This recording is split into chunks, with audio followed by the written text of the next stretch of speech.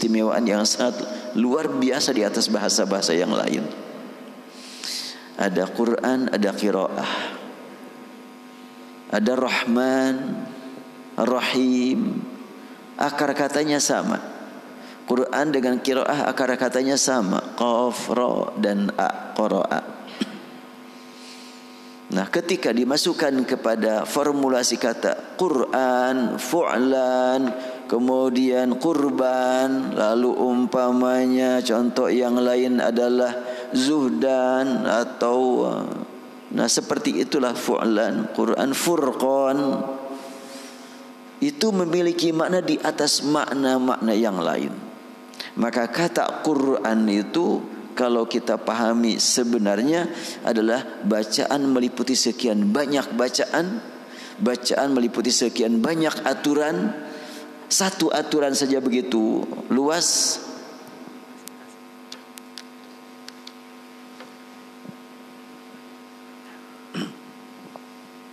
Satu aturan baca saja begitu luas. Tidak ada selain Al-Quran yang memiliki aturan baca hingga tersebar ke seluruh dunia, dipelajari oleh seluruh umat Islam.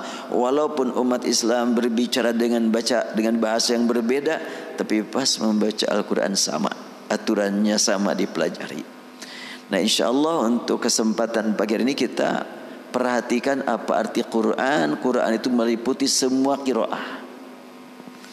Jadi kalau kita ingin menjadi ahlul Quran, minimal kita kenal apa itu beberapa qiraat. Qiraat itu apa? Rasulullah SAW ketika mendapatkan bacaan dari Jibril dari awal sampai akhir, dan Rasul bersabda, "Aqra'ani Jibril ala harfin." Jibril membacakan kepadaku Al-Quran ala harfin, atas satu huruf. Apa makna satu huruf? Ya dari mulai ba bismillah sampai sin minal jinnati wan nas, ketika sudah selesai dibacakan itu disebut satu huruf. Makna huruf saja sangat luas kalau yang dihubungkan kepada Al-Quran. Nah, kemudian kata Rasulullah, faraja'tuhu, maka aku kembalikan kepada Jibril. Faraja'tu falam azal astaziduhu wa yaziduni. Aku mohon, Jibril menyampaikan kepada Allah tambahan bacaan. Jibril menyampaikan permohonan kepada Allah dan langsung menyampaikan lagi kepada Rasulullah. Setelah itu Rasulullah menerima dan Rasulullah meminta tambahan lagi. Terus bolak-balik minta tambah, sampailah turun istilah nuzilal Quran ala sab'ati ahruf. Al-Quran turun dengan 7 huruf. Dan angka 7 untuk huruf tidak ada kaitan dengan angka 7 untuk 7 qiraat. Tidak ada kaitan juga dengan angka 7 untuk 7 lagunya. 7 maqamat gak ada hubungan. Tetapi anta qiraat, huruf dan maqamat sangat berhubungan. Maqamat itu apa? Irama. Rasulullah menganjurkan kita membaca Al-Quran dengan menggunakan irama, sehingga para sahabat dapat mengetahui kalau Rasulullah membaca Al-Quran dengan Rasulullah menyampaikan tausiahnya. Beda. Ini bahasa Rasul, ini bahasa Al-Quran. Karena ketika Rasulullah membaca Al-Quran, ya dengan cara yang khusus. Tidak asal mengeluarkan kalimat, tapi ada cara khusus. Nah, ini nampaknya yang perlu kita perdalam melalui Ramadan, bulan Al-Quran ini. Tidak akan dibahas panjang-panjang, tapi kita ambil surat Al-Baqarah ayat 183. Pasti sudah sering disampaikan nih oleh para mubaligh. Nah, kalau saya membacakan lagi, ya kutiba alaikumusiyam lagi nanti. Sekarang ayat berikutnya. Ayyaman ma'dudat, فمن كان منكم مريضا أو على سفر فعدة من أيام أخر. Ramadan hanya beberapa hari saja terhitung, ayyam ma'dudat. Siapa di antara kamu yang sakit, sakitnya tidak disebutkan. Sakit apa? Flu, pilek, batuk, COVID-19. atau apa tidak disebutkan. Selama memang disebut sakit dan orang yang merasa sakit tersebut mau menangguhkan saum kepada bulan yang lain, silahkan. Bagaimana kalau sakitnya tadi keseleo gitu kaki, rek buka we saum Ramadan. Gimana kalau seperti itu? Ya, hati yang akan berbicara. Mampu enggak ibadah saum? Karena ada lanjutannya. Wa antasumu khairul lakum. Kamu saum itu lebih baik bagi kamu. Aw ala safarin, atau dalam perjalanan, fa iddatum min ayyamin ukhar, maka silakan dihitung berapa hari yang batal yang tidak diisi dengan saum, bisa diqadha di waktu yang lain. Pembahasan tentang qadha masih muncul pertanyaan, bagaimana orang yang hamil kemudian menyusui, kemudian Ramadan berikutnya hamil lagi. Karena setahun sekali itu gimana? Bertahun-tahun enggak sahum, fidyah aja. Mampu enggak qadha? Belum dicoba, coba dulu lah. Jangan langsung diputuskan fidyah. Coba dulu dengan saum, karena dalam ibadah saum banyak nilai, banyak manfaat. Beda dengan fidyah. Sebagaimana pernah saya sampaikan waktu ceramah tarawih kan, ibadah saum itu subhanallah manfaatnya sangat luar biasa. Ada pembinaan kedisiplinan, pembinaan kesabaran, pembinaan kejujuran, pembinaan merasa diawasi oleh Allah Subhanahu wa taala, dan ada yang sangat istimewa. Ibadah saum mengantarkan kita rindu bertemu Allah, karena nilai saum dirahasiakan oleh Allah. Sampai bertemu dengannya, Dia akan memberikan kepada kita nilai saum. Berarti menanamkan kerinduan ingin bertemu dengan Allah untuk mengetahui nilai ibadah saum, ditangguhkan oleh Allah Subhanahu wa taala. Amal ibadah yang lainnya ditegaskan, al hasanatu asyru amsalihha, kebaikan dilipat gandakan sampai 10 kali lipat. Ibadah saum enggak demikian. Jadi tidak sama antara qadha dengan fidyah, tidak sama.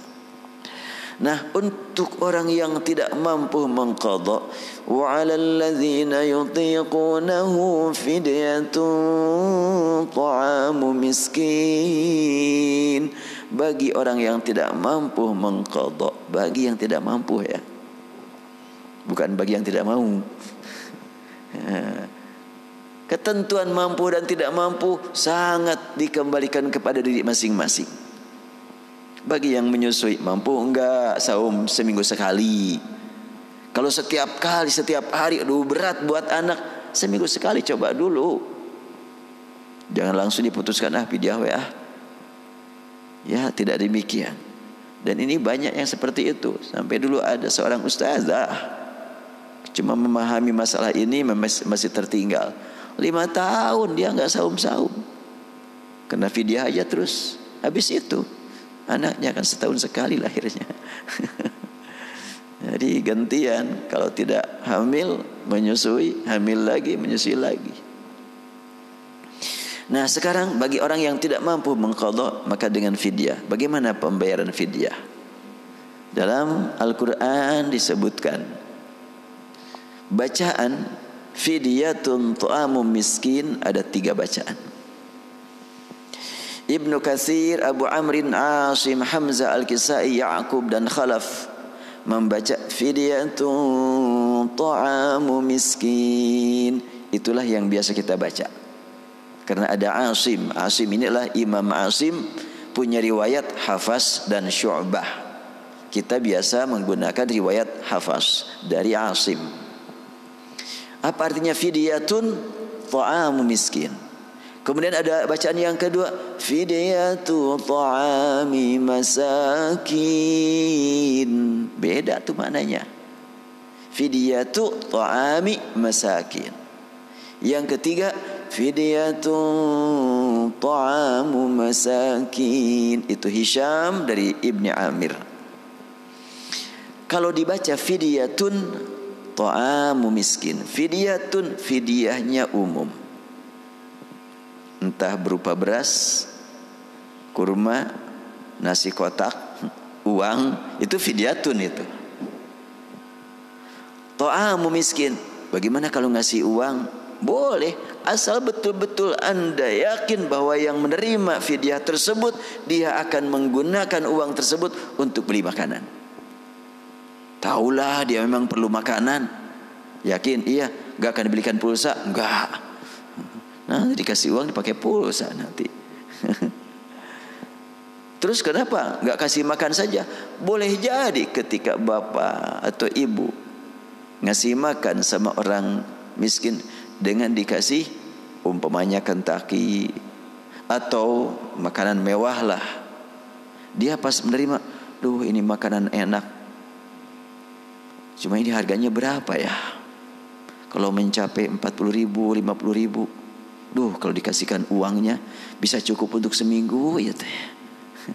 Kan bisa begitu tuh.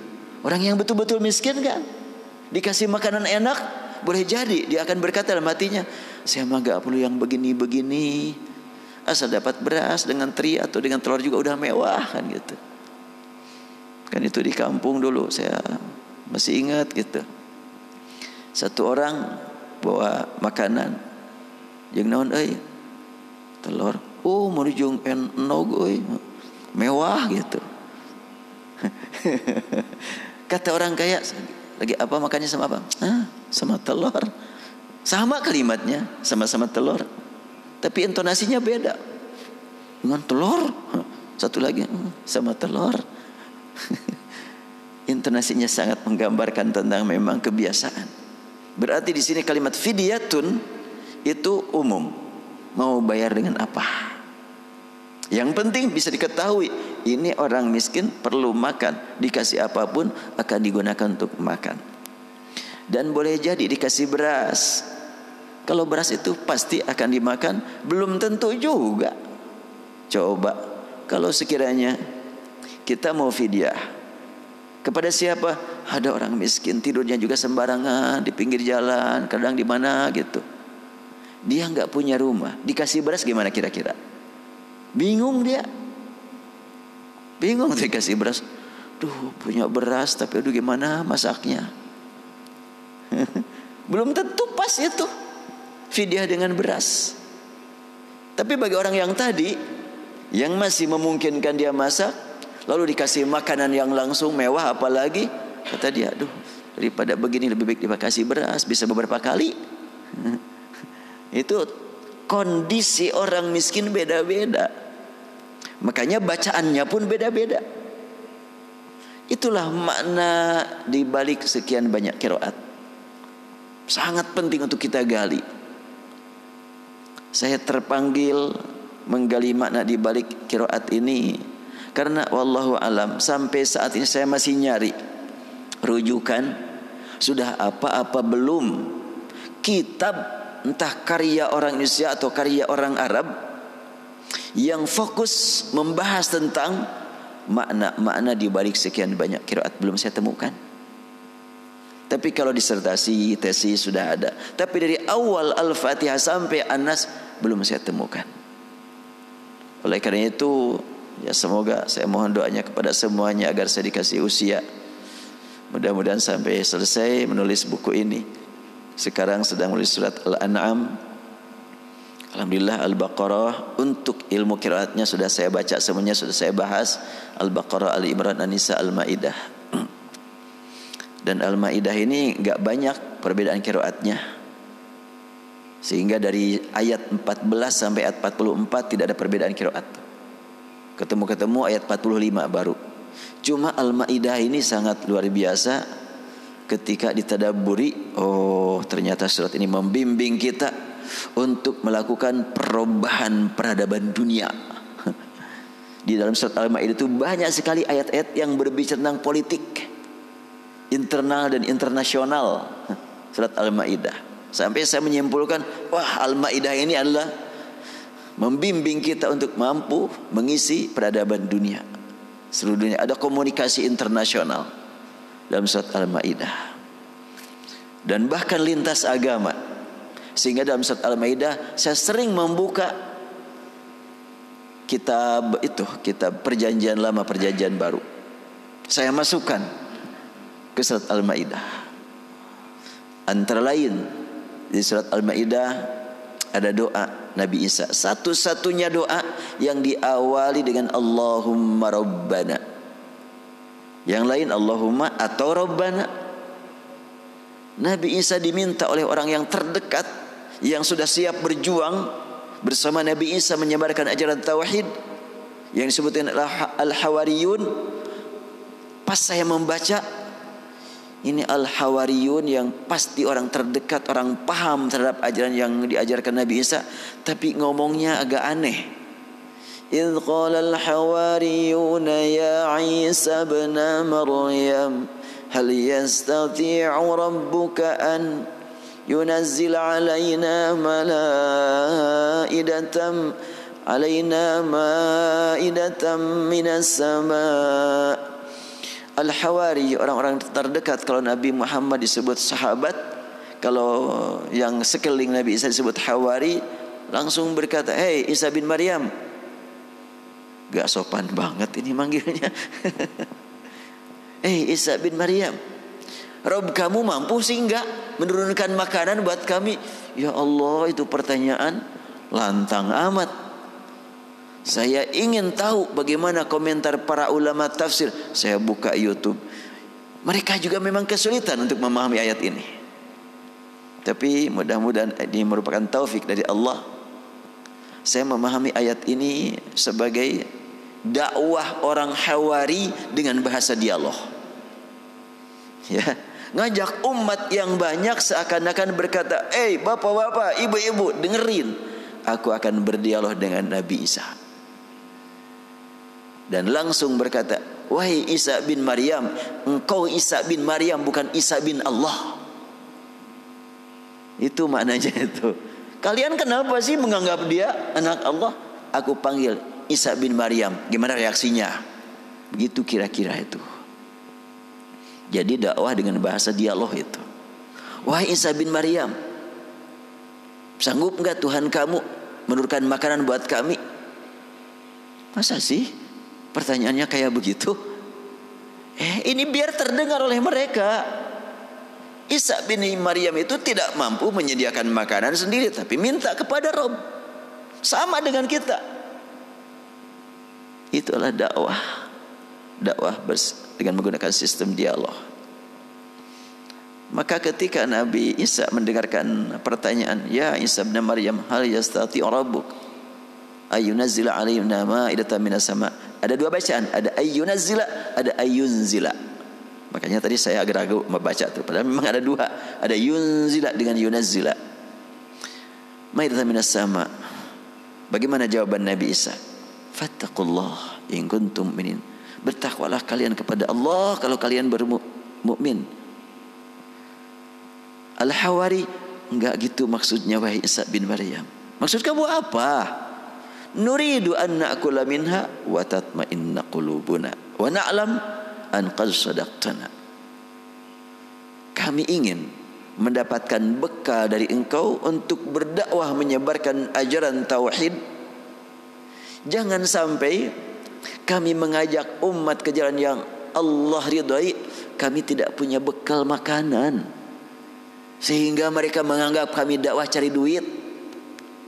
Jangan sampai mereka menganggap kami ngajak-ngajak mereka untuk cari uang. Enggak. Ini pendidikan buat para dai, para ulama. Jangan sampai menggunakan dakwah untuk cari makan, tapi cari bekal untuk dakwah. Maka mereka meminta kepada Nabi Isa agar diberi bekal untuk berdakwah. Makanya kalimatnya, "Na'kula minha," kami makan sedikit dari makanan itu, yang lainnya untuk mereka yang didakwahi. Terus apa lagi yang kamu maksudkan? "Tatma'inna qulubuna," ingin kalbu kami betul-betul tenang saat mengajarkan Islam, mengajarkan iman kepada mereka. Tidak sampai mikirin, aduh dapur geus ngebul encan euy. Lagi ngaji ingat ke dapur, kan bahaya itu. Bisa-bisa ngaco bau bicaraannya itu. Aku ingin tatma'in qulubuna, supaya betul-betul tenang. Di samping itu, wa na'lam an qad sadaqtana, dan kami tambah ilmu. Ini adalah merupakan ilmu komunikasi yang universal, komunikasi emosional, komunikasi intelektual, komunikasi spiritual. Lengkap. Iman, ilmu, dan amal. Tiga-tiganya ada. Setelah itu maka Nabi Isa langsung merespon. Allahumma rabbana anzil alaina ma'idatan minas sama. Ya Allah, Rabbana. Nah, satu-satunya doa yang diawali dengan kalimat Ya Allah, Rabb kami. Habis pertanyaan Al-Hawari, Ya Isa bin Maryam, direspon oleh Nabi Isa, wahai Ya Allah, Rabb kami. Sesuai dengan permintaannya kan tadi. Isa bin Maryam berarti Allah Rabbnya, bukan ayahnya. Makanya Nabi Isa langsung Allahumma Rabbana. Nah, itu adalah surat Al-Maidah. Saya sedang ngaji surat Al-Baqarah nyatanya. Terlalu jauh tuh. Surat Al-Baqarah ayat 184. Fidyatun ta'amu miskin. Miskin, satu orang miskin. Bagaimana ketika di satu kampung ada orang miskin 10 orang. Kemudian ada orang yang mau bayar fidyah. Saumnya batal berapa hari? 2 hari. Mau dibagikan pada 10 orang, gak cukup. 1 orang saja. Boleh 1 orang? Boleh, sah, ta'am miskin. Cuma kalau yang lain mendengar bagaimana? Makanya ada bacaan kedua, ta'ami masakin. Perhatikan miskin-miskin yang lainnya, jangan cuma 1 orang. Tapi kan hanya 2 porsi ini. Ya gak apa-apa ditambah. Ada ayat berikutnya, faman tatawwa'a khairan fahuwa khairullah. Siapa yang mau tatawu, menambah amal berkaitan dengan fidyah, sebetulnya fidyah untuk 2 hari, tetapi biayanya bisa untuk 1 bulan, ya bagus itu. Kalau sholat jangan ditambah-tambah. Subuh 2 rakaat, saya masih senang, mau 10 rakaat gak bisa. Tapi kalau fidyah untuk 2 hari dikeluarkan harta cukup untuk 10 hari, untuk sebulan, ya bagus-bagus saja. Jadi gak usah saum lagi yang lain. Ya bukan begitu. Artinya nambah amal dalam bersedekah bagus. Ya, kita lanjutkan. Dan nanti ada bacaan lagi, faman tatawwa'a, ada faman yatawwa. Ini dalam satu ayat ada perubahan bacaan. Fidyatu 2, ta'amu miskin, ta'ami masakin, ta'amu masakin tuh. Ada ta'amu miskin, ada ta'ami masakin, ada ta'amu masakin.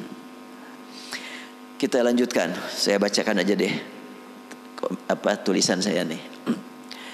Dengan adanya keragaman qiraah yang Rasul sallallahu alaihi wasallam ajarkan kepada umatnya, maka semakin diyakini bahwa ajaran Islam sangat luas dan tidak memberatkan.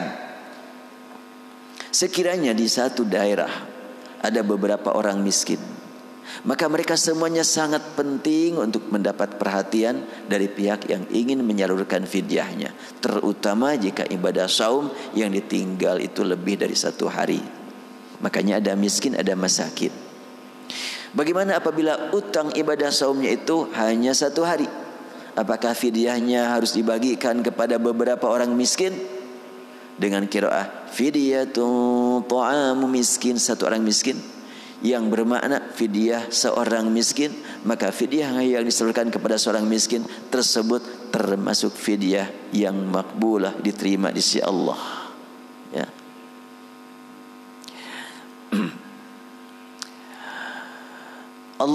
Apakah fidyah itu harus makanan langsung siap saji atau boleh dengan cara lain? Nah, ini sangat penting. Mungkin kalau bahasan yang lain, menurut mazhab ini, bagus, itu adalah merupakan bukti bahwa kita sangat hormat, sangat menghargai pemikiran para ulama. Tapi kalau ada pertanyaan, sebelum lahir mazhab, yang mana yang dipakai? Kan mazhab lahir itu tahun 150 Hijriah itu. Sebelum tahun 150 enggak ada mazhab.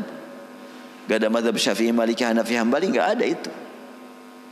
terus menggunakan yang mana sebelum lahir pemikiran yang disebut dengan madhab. Jadi madhab itu setelahnya Imam Hanafi wafat, baru muncul istilah madhab Hanafi. Yang memunculkan istilah madhab Hanafi bukan Imam Hanafi, bukan, murid-muridnya. Muncul madhab Syafi'i, dan waktu itu baru Imam Hanafi, belum ada madhab Syafi'i. Tapi yang ada waktu itu Malik, karena Imam Malik dengan Imam Hanafi enggak jauh usianya, satu generasi. Tapi kalau Imam Asy-Syafi'i enggak bertemu dengan Imam Hanafi. Imam Hanafi wafat tahun 150 Hijriah, Imam Syafi'i baru lahir. Maka tidak tepat kalau ada orang yang berkata demi menghormat kepada Imam Asy-Syafi'i, Imam Hanafi sholat di masjid Imam Asy-Syafi'i pakai kunut. Saya dulu pernah mendengar begitu. Imam Hanafi sholat di masjid Imam Asy-Syafi'i karena di waktu itu adalah hormat kepada Imam Syafi'i. Imam Syafi'i belum lahir. Kalau Imam Asy-Syafi'i hormat kepada Imam Hanafi, bagus. Walaupun Imam Hanafinya sudah nggak ada kan gitu. Tapi Imam Hanafi hormat kepada Imam Syafi'i, nggak masuk akal. Pas Imam Hanafi wafat, Imam Syafi'i belum lahir soalnya. Jadi nggak mungkin.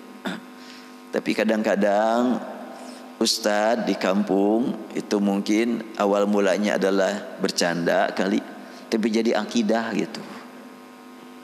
Coba guru ilmu nahu, saya masih ingat dengar dak katanya, baru dak maksudnya kan. Dengan belajar ilmu nahu ini akan mendapatkan keistimewaan. Imam Sibawayh itu dulu itu kan derajatnya ilmu nahu lah. Ketika meninggal dikubur, datang malaikat nanya marabbuka. Imam Sibawayh balik nanya, maknya ma apa dulu wahai malaikat? Malaikat bingung, ya Allah, itu hambamu ditanya marabbuka malah nanya balik, maknya ma apa? Geus we lah asupkeun ke surga. Saya mendengar kisah seperti itu, hebatnya Imam Sibawayh. Pas lama-lama kebelakangan, yang cerita tentang dialog Imam Sibawayh dengan malaikat itu siapa yang ceritanya? Memang ada yang ikut ke kuburan, ke dalam, lalu keluar lagi? Enggak ada kan? Oh, dimimpikan. Mimpi memang enggak bisa dijadikan sebagai landasan akidah. Ini masalah keyakinan, ini masalah gaib. Ya mungkin awalnya bercanda kali itu ustadz itu.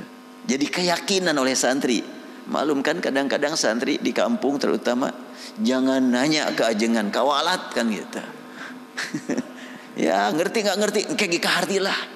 Kadang-kadang begitu tuh dulu di kampung itu. Makanya banyak orang yang ngerti. Tapi masa antren sampai 16 tahun, 20 tahun. Kamu udah berapa lama masa antren? Sekian tahun. Udah bisa apa? Ngalap barokah we katanya. Makanya saya mendirikan pesantren sekarang itu ingin mendapatkan berbagai keistimewaan dari berbagai lembaga pendidikan. Saya sampaikan kepada para santri, kita di sini berharap dapat keistimewaan pesantren tradisional, modern, dan kampus. Keistimewaannya, yang positif-positifnya harus kita cari, harus kita ambil, yang negatifnya jangan. Pesantren tradisional, positifnya adalah hormat kepada kiai luar biasa, mewujudkan persaudaraan sangat luar biasa. Sampai kadang-kadang saking akrabnya persaudaraan di pesantren, santri itu masih ingat soalnya dulu mau mandi pagi, ada teman kita bawa sabun, sabun mandi. Udah mau mandi, pinjam sabunnya. Itu sampai habis itu sabun itu. Sekali mandi satu kali. Karena terus aja ikut, pinjam sampai habis tuh sabun.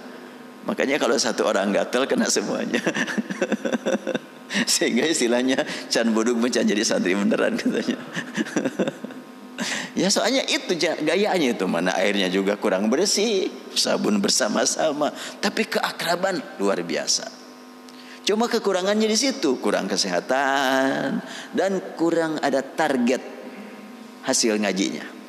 Sehingga ada yang 2 tahun udah bisa, ada yang sudah 10 tahun belum bisa apa-apa, dibiarin aja. Makanya saya tegaskan di sini pesantren ada target 3 tahun hafal Quran, paham bahasa Arab, bisa ceramah, itu adalah targetnya.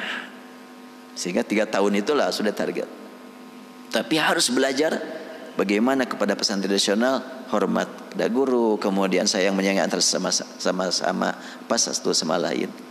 Kemudian masih kurang yang namanya pesantren sering dijadikan sebagai kerajaan di dalam kerajaannya. Sehingga kalau umpamanya si kiai tidak punya keturunan yang bisa melanjutkan, bubar itu pesantren itu. Itu pesantren tradisional begitu tuh. Jangan sampai terjadi di sini. Saya tegaskan, ini kita ambil budaya kampus. Siapa yang bisa melanjutkan dari kalian, lanjutkan pesantren ini. Tidak mesti anak saya, mantu saya, tidak mesti. Dan pesantren kekurangannya adalah kurang dididik kritis. Di sini silahkan. Jangan kalian berkata tentang masalah pemikiran, oh pokoknya saya ikut Saiful Islam. Gak boleh saya bilang. Tapi saya paham dari keterangan Saiful Islam, bagus. Dan saya paham juga dari ustadz-ustadz yang lain, bagus. Walaupun berbeda, alhamdulillah. Jangan dipaksakan, harus sama. Jadi itulah saya ambil bagaimana cara mengkaji Islam dengan memperhatikan para ulama terdahulu. Imam Asy-Syafi'i muridnya Imam Malik, punya murid Imam Hambali. 3 ulama ini banyak perbedaan. Imam Malik, Syafi'i, Hambali, banyak perbedaan, enggak masalah. Baik, kita lanjutkan. Fidyatun ta'am miskin. Makanya di sini juga saya memberanikan diri untuk membahas tentang masalah makna di balik perbedaan ilmu qiraat yang belum saya temukan rujukannya sampai saat ini, sehingga ini bukan karya ilmiah, karena enggak punya rujukan. Tapi kalau disebut karya intelektual mungkinlah gitu. Dan sudah saya wakafkan karya ini untuk pesantren. Sehingga kalau umpamanya bapak dan ibu membeli buku ini, tapi nggak akan dijual di sini ya, maaf, nggak akan dijual di sini. Di masjid nggak boleh jualan, tapi dijual nanti di luar. Ya, kalau ada keuntungannya langsung untuk pesantren, untuk makan para santri, karena para santri tidak dipungut biaya, baik untuk makan, minum, untuk pendidikan dibebaskan. Apakah fidyah itu harus makanan langsung siap saji atau boleh dengan cara lain? Ini fidyah. Kalau di Mekah, di Madinah, jangankan fidyah, zakat juga sering makanan siap saji. Zakat fitrah umpamanya, itu langsung bisa dimakan itu. Makanya dibagikan zakat fitrah sebelum berangkat menuju sholat id. Habis sholat subuh, bagikan zakat fitrah, langsung dimakan oleh mereka. Emang apa zakat fitrahnya? Beras? Gak mungkin beras dimakan waktu itu. Jadi apa fidyahnya? Apa zakatnya zakat fitrah? Ya kurma, kemudian zabib, kemudian kismis, itu biasa dipakai zakat. Gak pernah ada di kita zakat fitrah nasi bungkus gitunya, nasi kotak. Padahal anjuran Rasulullah sebelum salat id dianjurkan makan terlebih dahulu. Kalau pembagian beras sampai 2 ton setelah sholat subuh, antrian panjang, orang lain sudah siap-siap sholat id, sudah takbir, dia masih antri. Dan itu pernah disampaikan oleh salah seorang anggota panitia pembagian zakat. Iya Ustadz, ini adalah problem kami nih. Banyak orang yang tidak sholat Idul Fitri karena belum dapat antrian beras. Rasulullah itu tidak menyebutkan harus setelah sholat subuh. Saya bilang Rasul itu menegaskannya sebelum sholat id. Kalau isya sesudah sholat id apa sebelum? Kalau sehari sebelum hari raya, apakah sudah sholat id apa sebelum? Ya, tapi kan katanya sebelum itu kan. Sebelum sholat id berarti sesudah sholat subuh.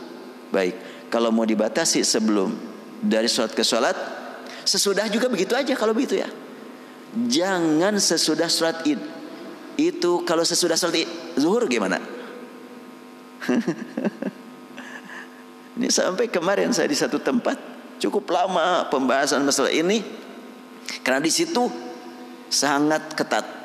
Pokoknya bagikan setelahnya sholat subuh sebelum sholat id. Terbukti memang susah katanya prakteknya. Banyak yang tidak sholat Idul Fitri. Kasihan sekali karena memang belum kebagian. Iya, saya bilang kalimat sebelum itu jangan dibatasi beberapa jam. Kalau nanti sholat Idul Fitri, kira-kira hari apa ya? Kemarin kita mulai saum hari Selasa. Berarti kira-kira nanti Idul Fitri hari Ahad ya. Kira-kira lah gitu. Kalau hari Ahad sholat Idul Fitri, mau dibagikan hari Sabtu, hari Jumat, ya semuanya itu sebelum sholat Id itu, bukan sesudah. Kan hadis itu adalah farada Rasulullah SAW zakat al-fitri tu'matan lil masakin wa tuhratan lisaim. Rasulullah memfardukan zakat fitrah sebagai makanan buat orang miskin dan pembersihan buat orang yang saum, bukan pembersihan buat orang yang sudah selesai saum, bukan. Beda itu. Lisaim dengan liman shoma Ramadan beda. Ini yang sangat penting untuk memperhatikan kepekaan bahasa nih. Beda dengan saum Syawal.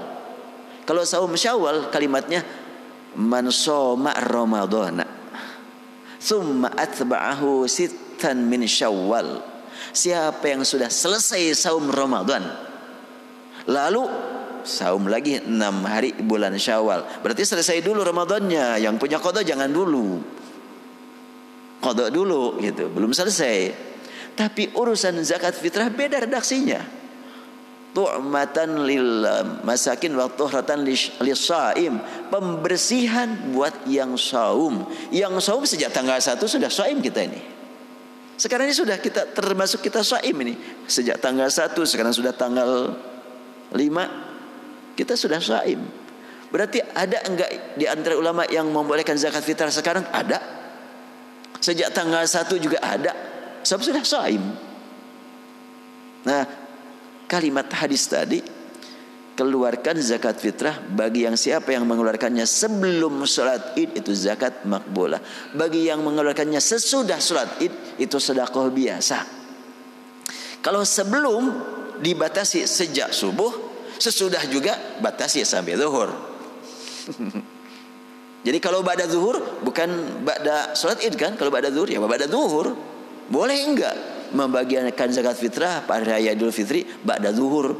Kan itu mah bukan ba'da sholat id itu. Enggak ada yang begitu.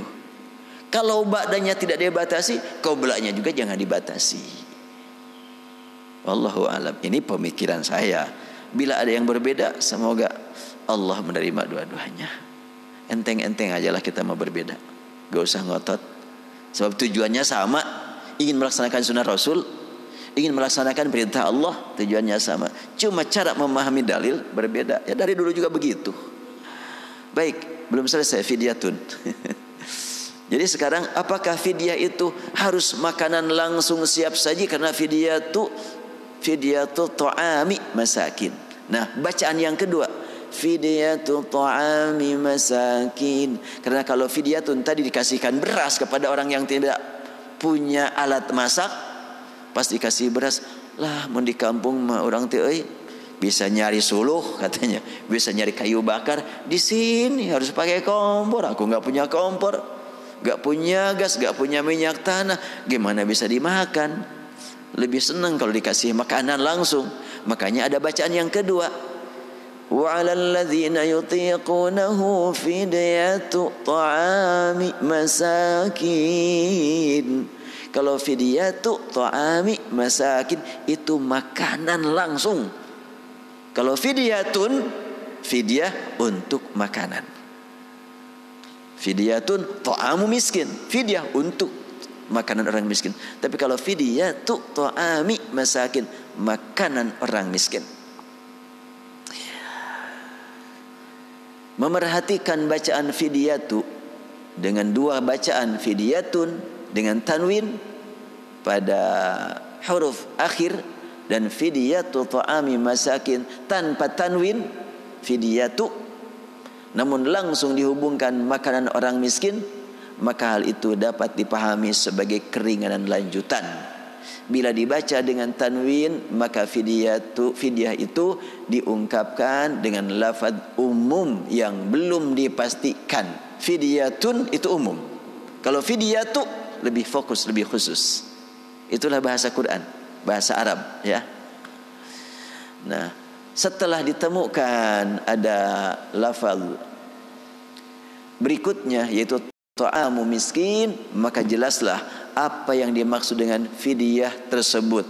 Melalui bacaan ini maka ada peluang untuk berfidyah bagi kepentingan makan orang miskin meski tidak berbentuk makanan siap saji. Sehingga apabila utang fidyah untuk 1 bulan penuh dan ada kesulitan untuk membagi makanan atas kewajiban fidyah 1 bulan, oh susahnya. Mau bayar fidyah 1 bulan, dibagikan makanan kepada orang miskin. Nyari-nyari dulu orang miskinnya berapa orang nih. Maka dipersilakan untuk membayarnya dengan cara lain seperti bahan makanan. Dan biaya untuk masaknya termasuk untuk beli gas. Bahkan orang miskin pun mendapat peluang untuk pilih makanan sesuai dengan yang diinginkan. Ya kayak tadi kan ada mungkin menurut bapak-bapak di sini yang biasa makanannya seperti ini, pas dikasihkan kepada orang miskin, wah ini makanan mewah. Kalau dikasihkan uangnya kepada kita ini bisa untuk seminggu nih. Ya tapi nggak apa-apa, makan aja. Tapi bagaimana keluarga kita nih? Kita bisa berpikir seperti itu. Ya, saya dulu masih ingat waktu di kampung. Kemudian motong hewan kurban ya. Lalu ayah saya dulu motong domba, langsung sebagian dimasak dan dimakan di situ, diundang masyarakat makan daging. Itu di antara bapak-bapak ketika makan daging kurban itu, dia makan nasinya saja, dagingnya dimasukkan ke kantong, dipesakan gitu, basuh atunya karena pakaian. Ya nggak masalah demi anak dan istri. Itu sampai berpikir, ya Allah, betul-betul mereka sayang kepada keluarga, mau makan nggak tega gitu. Di sini kita makan, keluarga enggak, sampai makan nasinya aja, dagingnya dimasukkan. Nah kalau begitu maka itu dapat kita ambil pelajaran bahwa belum tentu dikasih makanan yang enak mereka lebih bahagia dibanding dengan dikasih beras atau dikasih mentahnya. Makanya fidyatun. Tapi tidak semuanya orang mampu memasak, maka fidyatu. Kasih masak langsung. Begitulah Al-Quran. Berarti dengan beberapa qiraat ini lebih luas hukum Islam. Ini yang sangat penting untuk kita angkat, karena ada sekelompok masyarakat di kita yang ngaku sebagai kelompok bebas berpikir, gak mau terdikte, sampai berani berkata, ini Quran beberapa qiraat, yang mana yang benar? Ini perlu diamandemen ini syariat Islam ini. Pernah kan yang mendengar gitu kan? Ada tuh di Indonesia, la haula wala quwata illa billah. Kalau dia paham bahasa Arab gak akan ngomong begitu. Karena nggak paham bahasa Arab, cuma mendengar qiraat. Dan alhamdulillah sekarang orang yang mempelajari ilmu qiraat 7, qiraat 10 sudah banyak di Indonesia. Bahkan dengan bahagia, dengan bangganya pakai sanad. Saya dari fulan, dari fulan, dari fulan, sampai Rasulullah. Alhamdulillah, itu adalah salah satu syiar Islam. Asal jaga hati. Menjaga hati sangat susah ini. Oh, saya mah sudah dapat sanad kesekian, sekian baris. Sanadnya bagus, tapi kebanggaan harus dihapus. Sebab kebenaran membaca Al-Quran yang kita lakukan itu hanya Allah lah yang menilai, bukan jalur sanad yang menilai. Makanya saya sering ya kepada santri, kan ada yang sudah selesai hafalan, saya bilang untuk menerima bacaan kalian semuanya, saya ingin kasih contoh kepada kalian. Bukan saya mampu membaca benar, tetapi mudah-mudahan Allah mengampuni kalau salah. Tapi saya ingin mencocokkan antara yang saya terima contoh dari guru dengan yang saya pahami dari kitab. Mungkin benar, mungkin tidak. Kalau saya mendengar, saya dengar lagi oleh guru saya. Tetapi paling tidak ada usaha. Saya tidak boleh berkata, ini bacaan saya yang benar. Berat. Saya mendengar di YouTube, bahkan saya dikirim oleh seseorang video bacaan Al-Quran salah seorang yang disebut Syekh, orang Arab memang. Ini Ustaz katanya guru saya. Langsung baca. Dan guru itu orang Arab tapi sudah lama di Indonesia, dia bisa bahasa Indonesia. Saya akan membaca surat Al-Fatihah dengan benar. Hati saya berbisik, sombong amat nih. Siapa yang dapat membuktikan bahwa benar bacaan Anda? Tapi kalau begini mah, mudah-mudahan benar gitu kan, bagus kan. Makanya saya juga kepada para santri, ketika ada perbedaan, ada yang membaca huruf shad umpamanya, ihdinas siratal mustaqim, itu yang saya pahami begitu. Ada lagi ihdinas siratal, mudah-mudahan Allah terima. Ada lagi yang membaca yang lain, ya mudah-mudahan yang terima. Udah beres. Gak usahlah ngotot, pokoknya yang begini yang benar, itu salah. Gak usahlah. Allah Maha tahu komunikasi kita, kalbu kita dengan Allah saat membaca Al-Quran. Baik, belum mempelajari beberapa qiraat, baru 1 riwayat saja cukup panjang perjalanan belajar membaca Al-Quran ini. Nah sekarang kan Ramadan ya, harus banyak berbicara tentang Al-Quran. Belum selesai ini bahas. Tapi udah jam berapa? Masih ada waktu ya, 2 jam laginya. Ya, saya lanjutkan. Apabila pembayaran fidyah tersebut berupa makanan langsung yang disalurkan kepada masyarakat miskin, maka hal itu akan memudahkan pihak penerima yang benar-benar dalam kesulitan atau sedang merasakan lapar, sehingga sangat bermakna jika mereka langsung mendapat makanan yang siap saji. Proses penyaluran seperti ini dapat dipahami dari qiraah yang kedua, yaitu fidyatu ta'ami masakin. Itu disatukan, itu 3 kata. Fidyatu ta'ami masakin, fidyah makanan orang miskin. Tapi kalau fidyatun ta'amu miskin, bagi yang tidak mampu, fidyah. Fidyah apa? Fidyahnya apa? Makanan orang miskin. Nah gitu. Kalau fidyatun ta'amu miskin. Tapi kalau fidyatu ta'ami masakin, fidyah berupa makanan orang miskin langsung. Artinya bahwa yang disalurkan adalah benar-benar makanan, dan tidak sekedar makanan, akan tetapi makanan yang benar-benar diperlukan orang miskin. Karena banyak makanan biasa dikonsumsi orang kaya yang tidak dirindukan orang miskin. Dan sebaliknya, banyak makanan yang sangat diperlukan orang miskin, sementara orang kaya tidak mampu menikmatinya. Ini dapat dipahami ya kalimat ini kan. Orang miskin mau banyak yang enak makan selalu, walaupun makanannya tidak termasuk makanan enak. Orang kaya makanannya makanan enak, tapi belum tentu enak makan. Ya kan? Saya komunikasi dengan salah seorang ibu yang dulunya masih glamor ya, tapi sekarang sudah salihah luar biasa. Orang Sunda. Dia dulu lama di Bali dan kemudian di luar negeri. Dia cerita, saya dulu waktu masih muda, kadang-kadang manggilnya ke saya Abi katanya kan, karena memang dia sangat akrab dengan anak saya. Dulu waktu masih muda, setiap pagi itu mau sarapan, saya langsung hidupin mobil, keliling cari hotel. Ingin sarapan cari hotel. Dapat hotel ini, tahu makanan di sini kurang enak. Keliling cari hotel-hotel mewah. Pagi-pagi sudah pusing cari hotel untuk sarapan. Bubur harganya 150.000 kan gitunya. Nah tentu yang gitu-gitu itu buat orang miskin, coba kesayahin dah uangnya. Bisa untuk sekian hari. Dia cuma sekali sarapan menghabiskan uang sekian banyak. Itu sampai cerita demikian. Jadi setiap hari itu keliling cari hotel untuk sarapan saja sangat susah. Jadi banyak orang yang bisa mendapatkan makanan enak tapi tidak enak makan. Sementara ada orang yang makanannya sederhana saja tapi enak makan terus. Kalau nggak salah pernah saya cerita di sini. Waktu saya masih kecil, saya hidup sama nenek karena ibu saya sudah wafat waktu saya masih bayi. Hidup sama nenek. Nenek saya bikin surau bersama kakek, nebang pohon kelapa, digergaji. Ya cara gergaji di kampung lah, pakai manual, dari bawah gini terus, dari atas gini terus. Itu kan olahraga yang sangat luar biasa itu. Cobalah kalau kita susah-susah mau senam yang kayak apa yang lebih hebat, gaya tukang gergaji. Setengah jam bisa keringetan.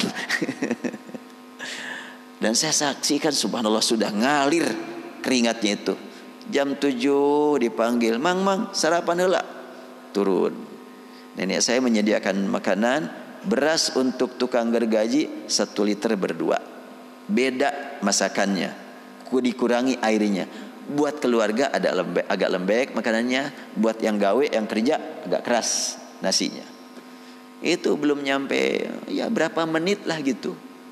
Nasi 1 liter di bakul itu habis cepat sekali itu. Padahal makanannya enggak, ya cuma teri bakar gitu ya, sambal goang gitu kan. Lalapnya juga cuma direbus aja, genjer udah. Tapi cuma sebentar habis. Nenek saya langsung lihat, mang, nasinya habis. Kurang keneh, nyasok aya keneh mah. 1 liter berdua masih kurang, berdua. Kita nggak akan sanggup 1 liter berempat. Berarti orang miskin enak makan terus, walaupun makanannya kurang begitu enak. Orang kaya kadang-kadang susah enak makan, walaupun makanannya enak. Nah, di sini penting sekali memperhatikan fidyatun ta'amu miskin ini. Perhatikan yang diperlukan orang miskin, jangan cuma ukuran kita.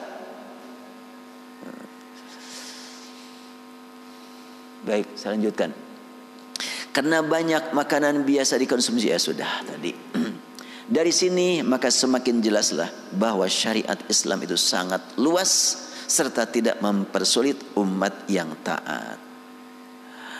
Bagaimana jika pembayaran tersebut dilakukan dengan semua cara? Yaitu di samping memberi makan siap saji, juga memberi mentahnya yang mungkin mereka juga ingin masak sesuai selera mereka, atau untuk dihemat sesuai dengan perhitungan mereka, sehingga fidyah itu melebihi dari sekedar memenuhi kewajiban. Bagaimana kalau gitu? Ya, tadi kan sudah saya sampaikan, ya tidak hanya sekedar dihitung ini untuk 3 hari sekian jumlah makanan, tapi yang miskinnya banyak nih, udah tambah lagi saja, melebihi dong. Gimana kalau melebihi? Al-Quran menjawab, faman tatawwa'a khairan fahuwa khairul lah wa an tasumu khairul lakum. Faman tatawwa'a, maka siapa yang memberi lebih dari yang ditetapkan, maka nilai kebajikan yang lebih, kebajikan juga lebih baik akan kembali pada dirinya. Dan bacaan faman tatawwa'a ada 2. Ada faman tatawwa'a, ada faman yatawwa'. Tapi waktunya udah jam 6 dia. Sekilas aja deh. Kalau faman tatawwa'a itu kata kerja lampau, past tense. Kalau faman yatawwa' itu kata kerja sekarang.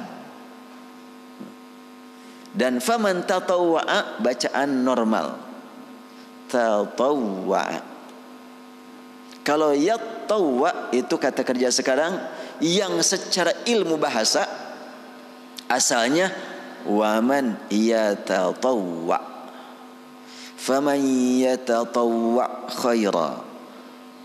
Nah, ainnya dimatikan karena kata kerja sekarang atau fi'lin mudhari' dalam bahasa Arabnya. Kalau faman tatawwa'a tidak pernah berubah, tidak jadi aiu atau enggak ada. Kalau a itu a, kalau kata kerja lampau. Kalau kata kerja sekarang bisa berubah jadi u, jadi i, jadi mati. Yaj'alu, yaj'ala, yaj'al, alam yaj'al. Faman yatatawwa'u, faman yatatawwa'a, faman yatatawwa' itu bisa. Ya.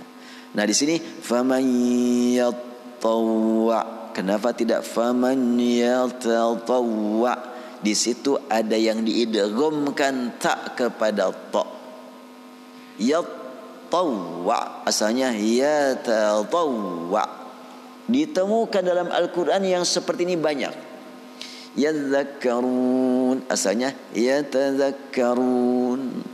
Ada lagi muddakir. Muddakir prosesnya panjang itu. Walaqad yassarna al-Qur'ana lidzikri fahal mim muddakir. Muddakir secara tinjauan ilmu bahasa asalnya adalah mudzakir. Mudzakir asalnya adalah mudzakir. Mudzakir berubah jadi mudzakir, berubah jadi muddakir. Jadi belajar bahasa Arabnya sedikit-sedikit. Dan ini orang yang sudah belajar bahasa Arab kadang-kadang nggak ketemu yang begini-begini. Saya dulu pernah ngajar di Imarat, di Mahad Imarat di Inhopteng, sampai kepada muddakir. Nih muddakir sebenarnya apa nih sifatnya? Isim fa'il. Fi'il madhinya apa? Semuanya menjawab zakkara. Zakkara. Lanjutkan coba. Zakkara, yuzakkiru, tazkiran, mudzakir. Ini muddakir. Pada bengong semuanya. Muddakir adalah dari mudzakir. Mudzakir jadi mudzakir. Mudzakir jadi zakir asalnya. Ingat, tapi dengan proses perjalanan yang panjang menunjukkan bahwa zikirnya tidak asal zikir tapi perjuangan. Demikian di sini.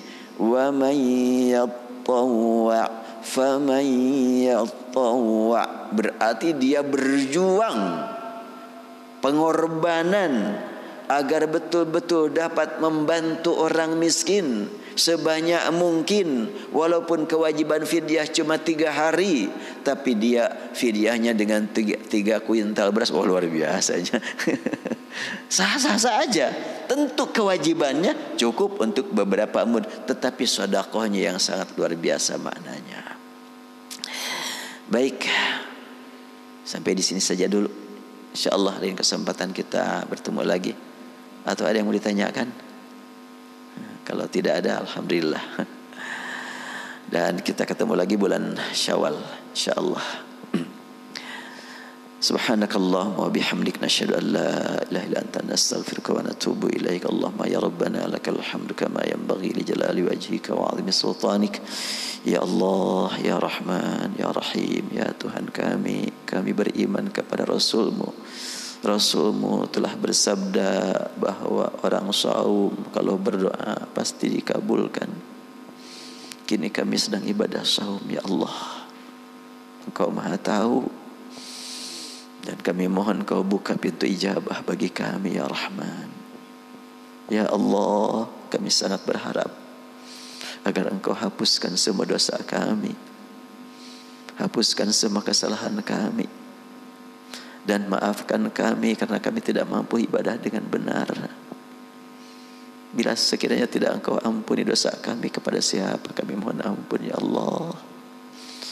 Sekiranya tidak Engkau curahkan rahmat-Mu kepada kami, kemana kami harus melarikan diri dari kejaran siksa-Mu, ya Allah. Ampuni semua dosa kami, curahkan rahmat-Mu kepada kami dan kepada kedua orang tua kami, dan pertemukan kami di akhirat dengan orang tua kami dalam surga-Mu, ya Allah.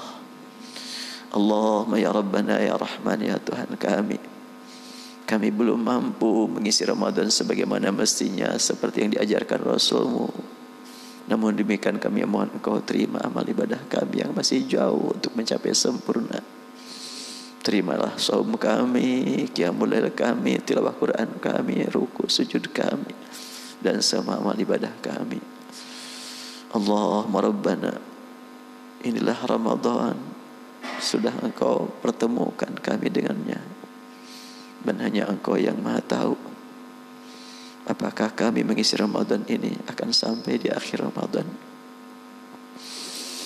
atau Ramadan belum berakhir Engkau panggil kami.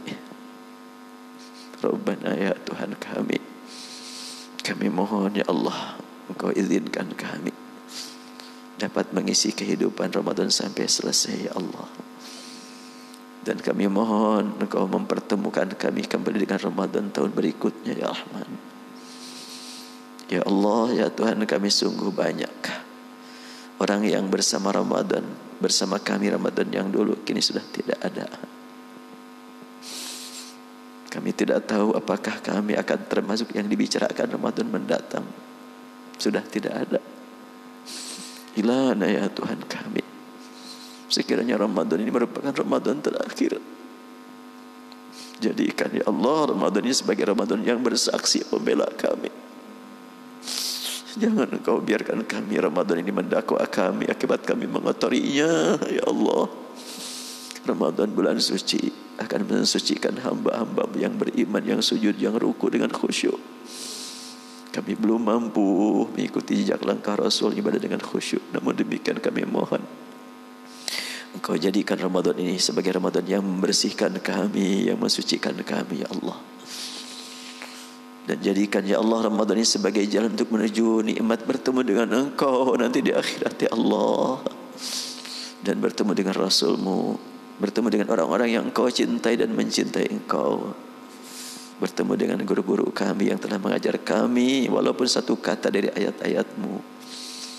Allahumma Rabbana, melalui doa yang sedang saum ini kami mohon ya Allah, Engkau berikan hidayah taufik kepada kami dan kepada para pemimpin kami ya Allah.